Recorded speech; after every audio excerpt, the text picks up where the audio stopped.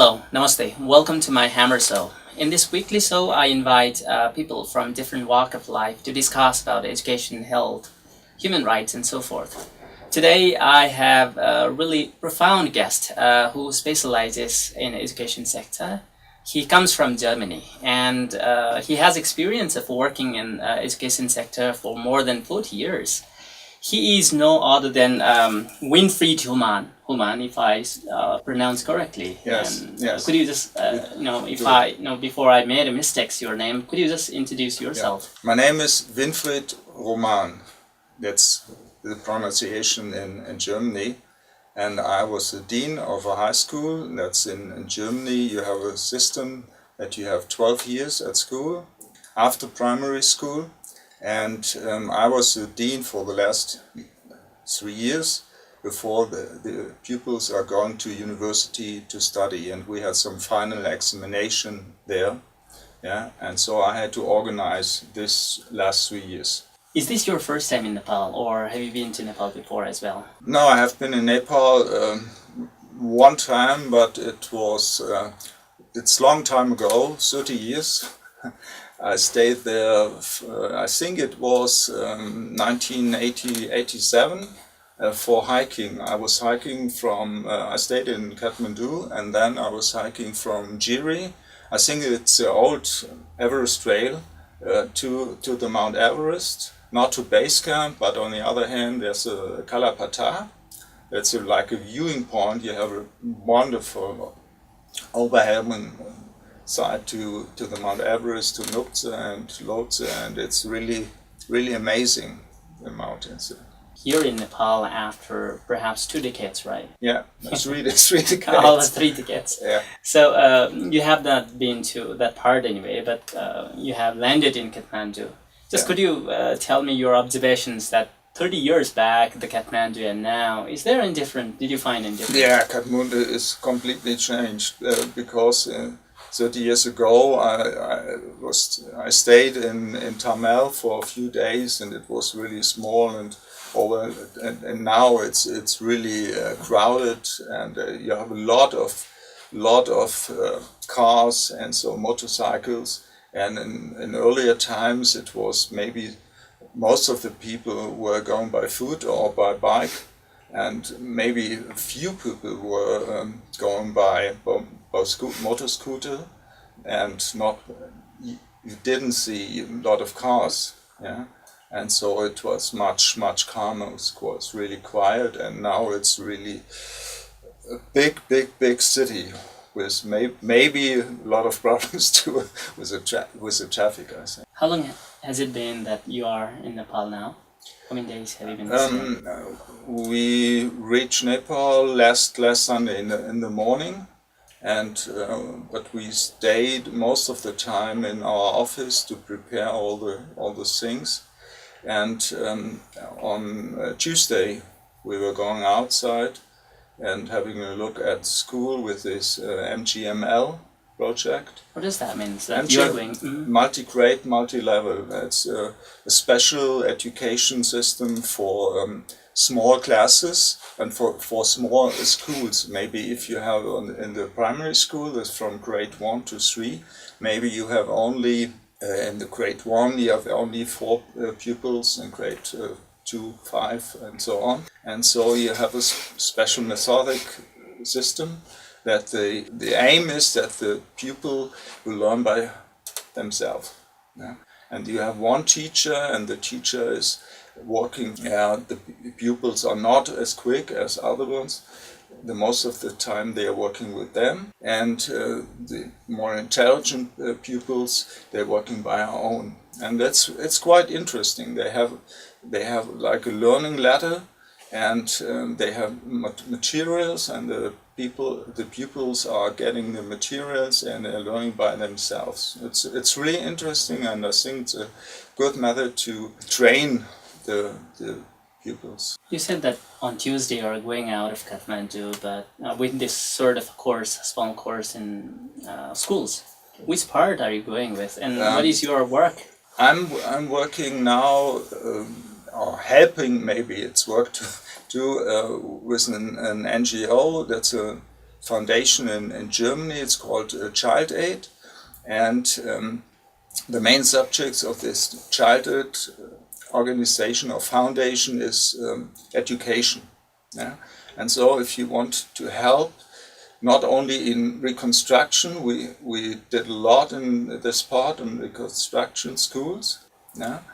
But I think for long term, you have to train the people that maybe they have new methods to do the lessons, or to train teachers, yeah, that they get a better knowledge in English maybe. Because I was walking around and we were at some schools, and I think the English knowledge could be better. That means, as far as I understand or I remember, that Thailand you are working with, this is actually working in the sector, I mean, in Rameshab and Dolakha, yes, in this district, right? Yeah, yes.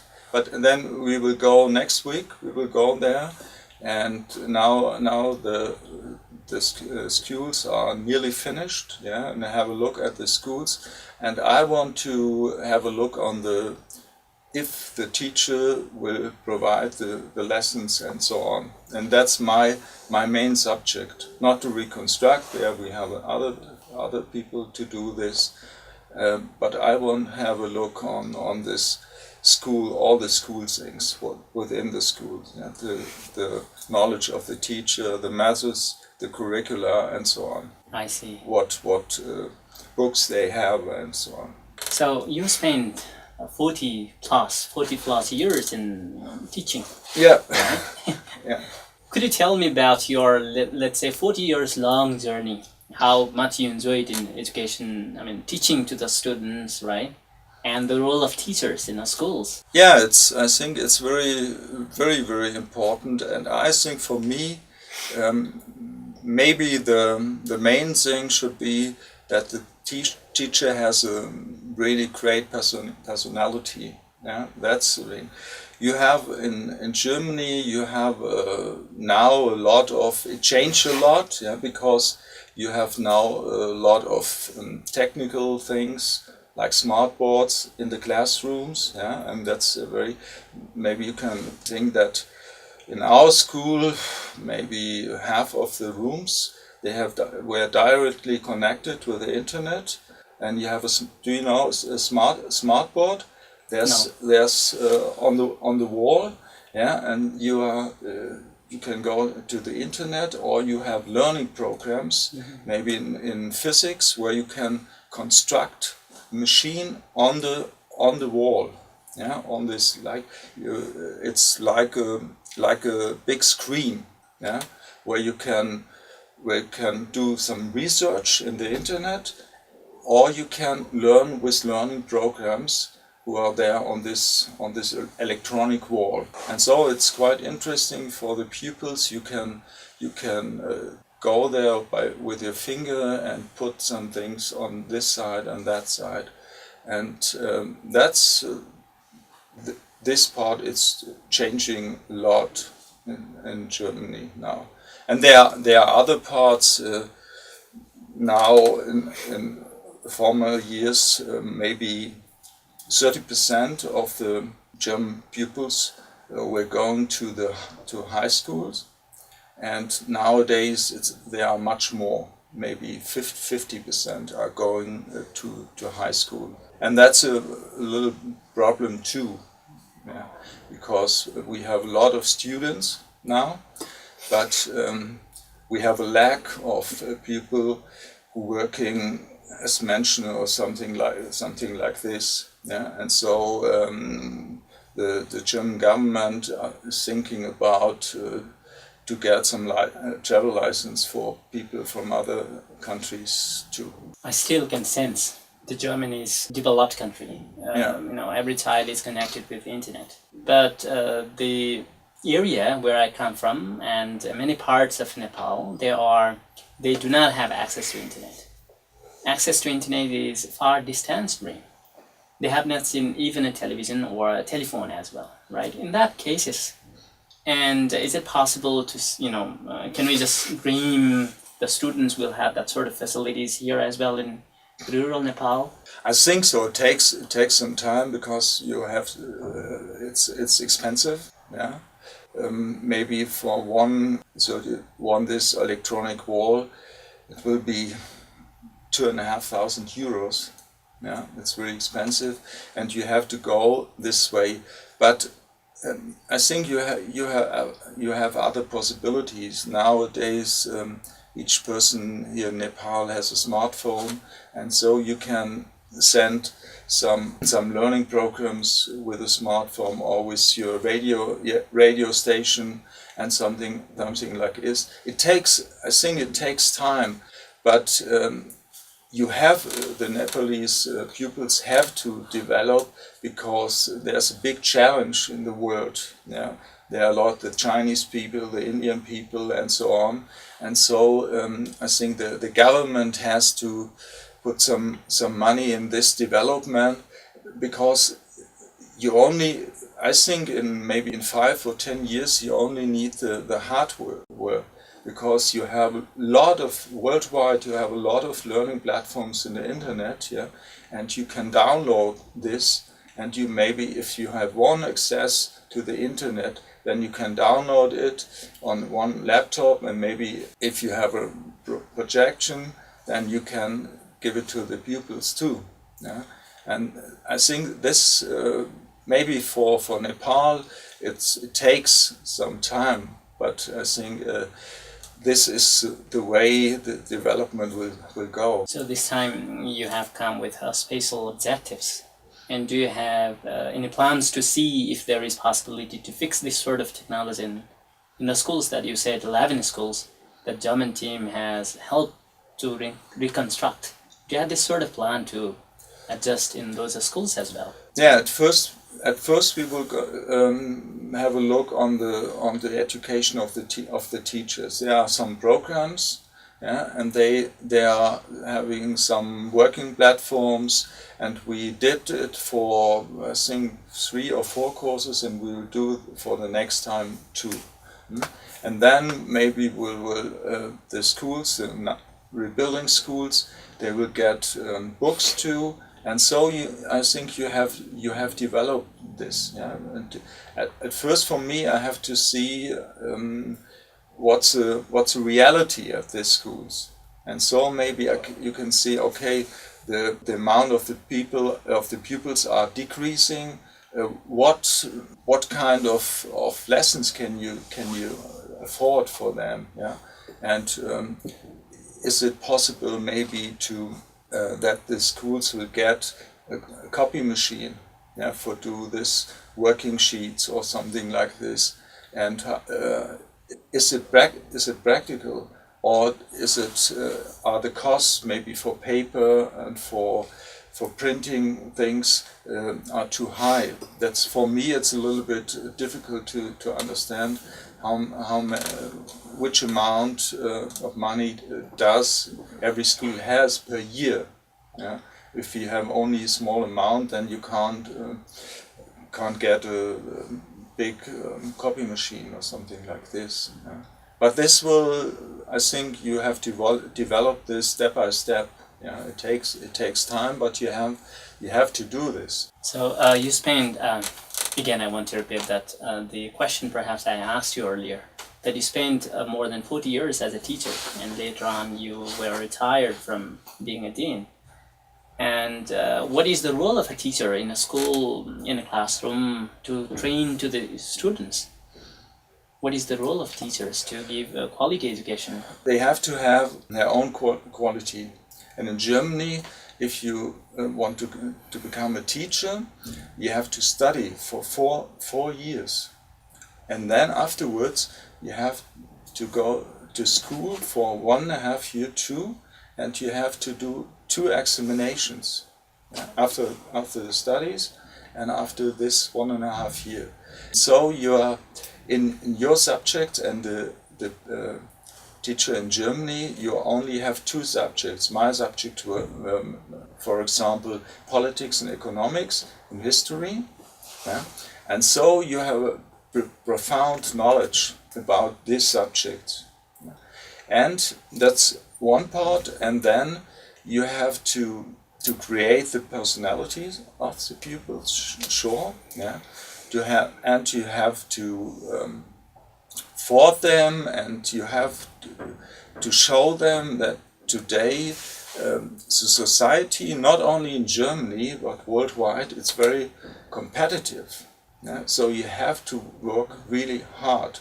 And that's maybe, I don't know the situation in Nepal very well, but maybe you have to support this attempt to develop, and so a little bit too, yeah, because it's really hard if Germany it's a really good developed land country, and we are quite rich, but there's a big struggle nowadays with China, with Japan, and so on, yeah, and so that's for your country, it's a really big challenge, yeah, to get to get on a certain level, to have the possibility to enrich the people and so on. Last week I met Dr. Martin Casper, who comes from Thailand, and you also told me that you are also involved with. Do you have any plan to train to the teachers in Nepal as well? Yeah, we have one subject is the running teacher training, yeah, and another subject will be this MGML. We are thinking about how to establish this system. Maybe we will start in one district. It's behind Doolittle. That is quite good established there, and I think we will establish this in Ramechhap too. And we have to think about it, how to install it. Yeah, maybe we will start on one school or two schools, and then to spread out. And then I think we have to do a little bit more, that the English lesson is getting better, yeah, because it's English, foreign language. You can't learn only writing sentence. You have to speak it, and the teachers have to pronounce and speak the language quite good. Yeah. Because in Germany this education it's really good, and if our pupils going to the US and other people, my daughter stayed there for 1 year, and she didn't have any problem to study there.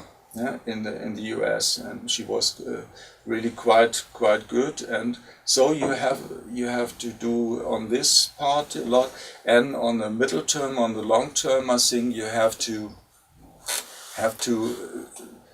go on to this new computer supported system too. I think you have to do it. It takes time, and it's costs a lot, but you have to do it, because you have a lot of possibilities, because the content is worldwide and it's free most of the time. There are universities who are developing these contents in different subjects, yeah?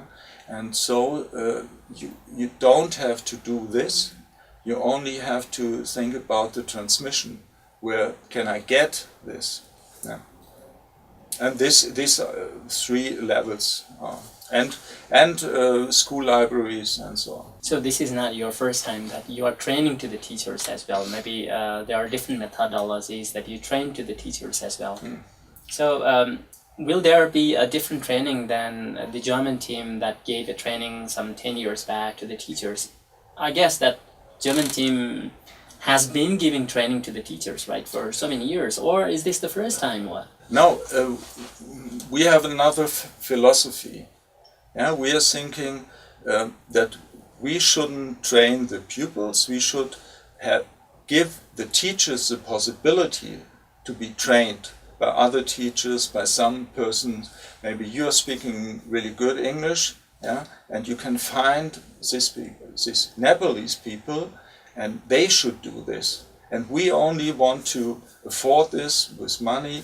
We will support the structures and so on. We will maybe give them some ideas how to do it. Yeah? But all this MGML system, it was developed in India. Yeah? And so on. It's not so that we Europeans are thinking we are the best and we can do it all. That we want to help, but we want only to support the structure, to build up the structures, and not to be totally inside the process. You talked about Indian curriculum of training. Nepal is also not a little bit, but much influenced with the Indian curriculums and everything. So are the Indians who brought the European, mostly the British curriculum, right? Britishers, they introduced the curriculum in India, and we have copied. And we are influenced with some sort of British curriculum as well. Could you tell me a little bit with European educational curriculum and its effectiveness? We are tend to think that, okay, we are failed because we have copied European curriculum to Nepal that is not fit. Perhaps this is the reason that we are not good at the education system. So what is your view on European curriculum system? Yeah, maybe in Germany, it's not all over Europe. It's the same system. Yeah, the English system, and it's a little bit different. In Germany, we have a lot of subjects in the primary school. But you have only 4 or 5 subjects. But later on, it will spread out. And in the high school, you have at least 12 subjects. You not only have science, you have biology, physics, and chemistry, and so on. Yeah, you have. I think in Nepal there's no subject politics or economic or something like this. And you have history, economics. You have to learn 2 foreign languages at least. Yeah, you have to have arts and so on, physical education, and so you have really a lot. And then at the last 2 years you can specialize a little bit. Yeah, then maybe you have 2 main subjects, and you can take maybe English and biology, or you can take, if you are really keen in science, you can take chemistry and mathematics or something like this. And this is you have to read a lot. Yeah, you have a lot of textbooks, and so the whole system. It's not only in comparison to the US system. There, you are learning the things, and then you have to repeat it. But in Germany, and maybe that's a reason that we are quite good in the economy things and in science. The main subject is the transfer. Yeah, you're learning something, but you have special cases. And you're doing something like a case study, and you have thinking, oh, this is that, and you have to combine all these things. You have to use your own thinking to solve these problems, and then I think that's maybe the main structure. And I think you have to implement this kind of lessons too here in Nepal. Not only learning and doing this, and like to come to self-thinking. So I don't have any question to ask you because we are also running out of time. I'm also running. So if you have something to add at last. I think that's at the moment it's a little bit difficult because it was 30 years ago that I stayed in Nepal, and so I have to look around now at first. But it's a wonderful country, and so you should do and should work. And I think you're on a good way. And maybe if the structures in government will be increased a little bit, then it will function. It will work. Thank you. Thank you, for your time, valuable time. So I have come to the end of the session, end of the program, and if you have any queries or any feedbacks, you can reach me at indigenous.television@gmail.com. I'll come with a new guest next week. Till then, goodbye.